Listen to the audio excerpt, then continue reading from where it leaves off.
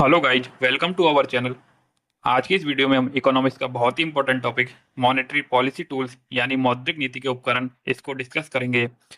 इसके बारे में जानेंगे कि ये होता क्या है।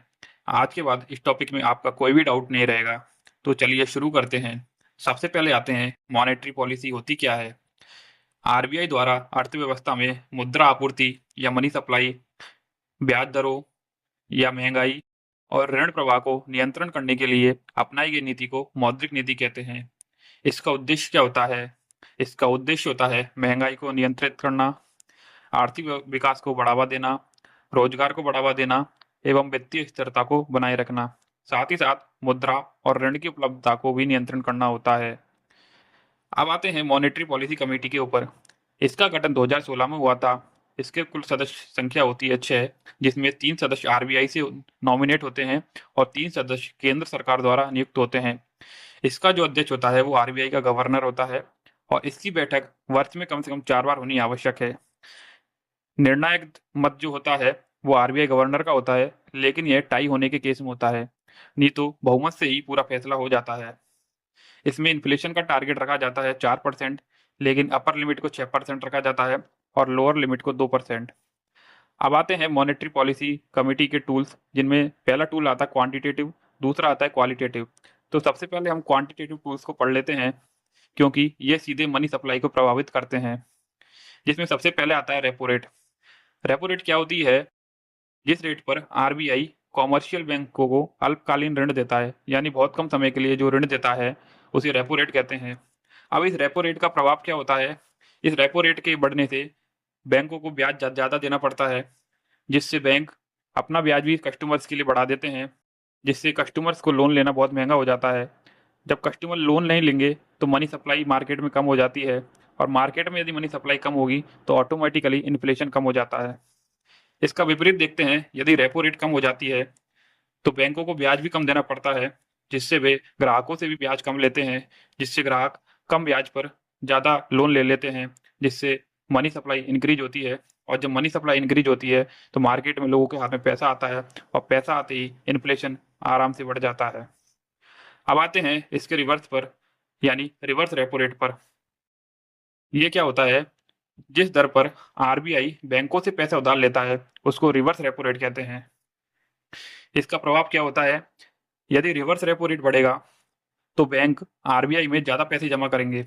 यदि बैंक आरबीआई में ज़्यादा पैसे जमा करेंगे तो वो लोगों को कम पैसा देंगे, और लोगों को कम पैसा देंगे तो लोगों के हाथ में कम पैसा जाएगा, जिससे मनी सप्लाई कम हो जाएगी, और मनी सप्लाई यदि कम हो गई तो इन्फ्लेशन ऑटोमेटिकली कम हो जाएगा।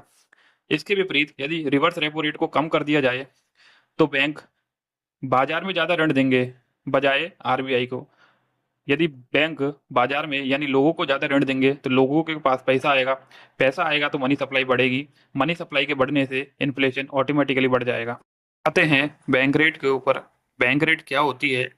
जिस दर पर आरबीआई बैंकों को दीर्घकालीन ऋण देता है, यानी कि लॉन्ग टर्म के लिए आरबीआई बैंकों को जो लोन देता है, जिस रेट पर देता है उसे बैंक रेट कहते हैं। इसकी क्या विशेषताएं होती है? यह लॉन्ग टर्म लैंडिंग रेट होती है और इसमें रीपर्चेज एग्रीमेंट नहीं होता है। रीपर्चेज एग्रीमेंट क्या होता है, इसे हम नेक्स्ट वीडियो में पढ़ेंगे।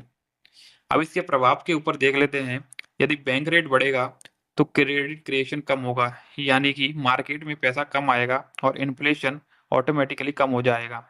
यदि बैंक रेट कम होगा तो मार्केट में पैसा ज़्यादा आएगा और ऑटोमेटिकली इन्फ्लेशन बढ़ जाएगा। अब आते हैं सबसे important topic, cash reserve ratio पे। यह क्या होता है?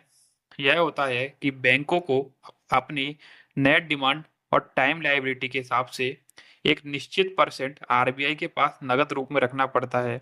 इसे ऐसे समझ सकते हैं कि बैंकों को कुछ हिस्सा आरबीआई के पास कैश के रूप में जमा करना होता है, लेकिन इस कैश पर आरबीआई कोई भी ब्याज नहीं देता है। इसका प्रभाव क्या होता है कि यदि सीआरआर जो बढ़ता है, सीआरआर के बढ़ने से लैंडिंग कैपेसिटी कम होती है, यानी कि मार्केट में इन्फ्लेशन कम हो जाता है।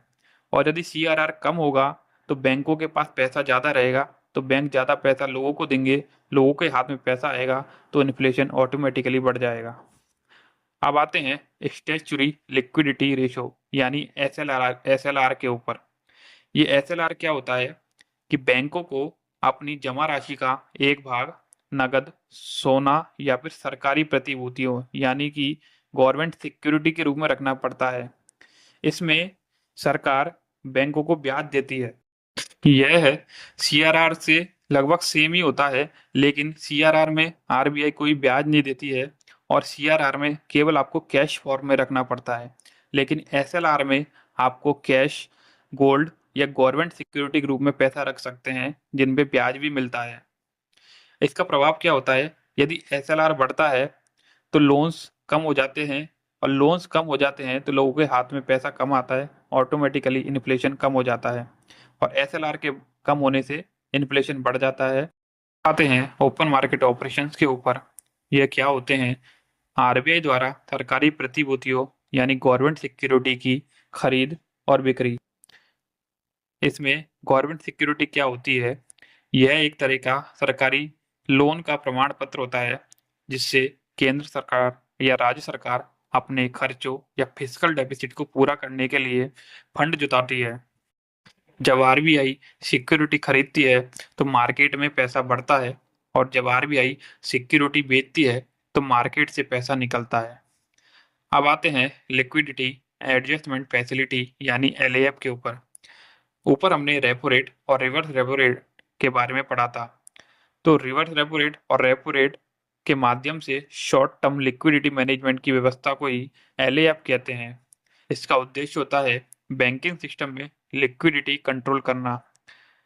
मैं आपको नेक्स्ट वीडियो में लिक्विडिटी और असेट्स के बारे में बताऊंगा। उससे पहले हम मार्जिनल स्टैंडिंग फैसिलिटी यानी एमएसएफ के बारे में पढ़ लेते हैं। एमएसएफ क्या होता है? इस सुविधा के अंतर्गत बैंक अपनी एसएलआर सिक्योरिटी के बदले आरबीआई से ओवरनाइट लोन ले सकते हैं। इसके फैक्ट्स क्या हैं? पहला फैक्ट है यह इमरजेंसी बोरोइंग फैसिलिटी है, लेकिन इसकी रेट सामान्यतः रेपो रेट से अधिक होती है क्योंकि ओवरनाइट लोन लेने के लिए आपको पैसा भी ज़्यादा देना पड़ेगा। अब आते हैं क्वालिटेटिव टूल्स के ऊपर, जिसमें 4-5 तरीके के क्वालिटेटिव टूल्स हैं। इनका केवल आपको नाम याद रखना है क्योंकि एग्जाम में यहाँ से क्वेश्चन बहुत ही रेयर पूछा जाता है। तो पहला है मॉरल सुएसन या नैतिक दबाव, दूसरा है सेलेक्टिव क्रेडिट कंट्रोल, तीसरा है क्रेडिट राशनिंग, चौथा है मार्जिन रिक्वायरमेंट।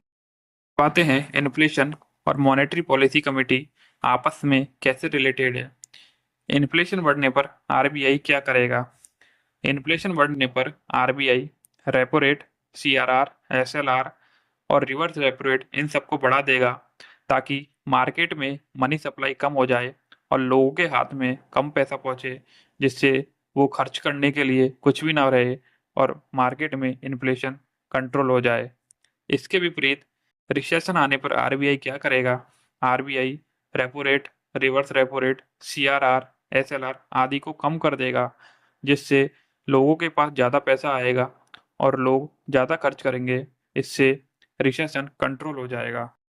तो दोस्तों, हमने सारी टर्म्स को अच्छे से पढ़ा है। तो दोस्तों, यदि आपको वीडियो अच्छी लगी हो तो चैनल को सब्सक्राइब जरूर करें और वीडियो को लाइक करके एक कमेंट जरूर करें। Thank you.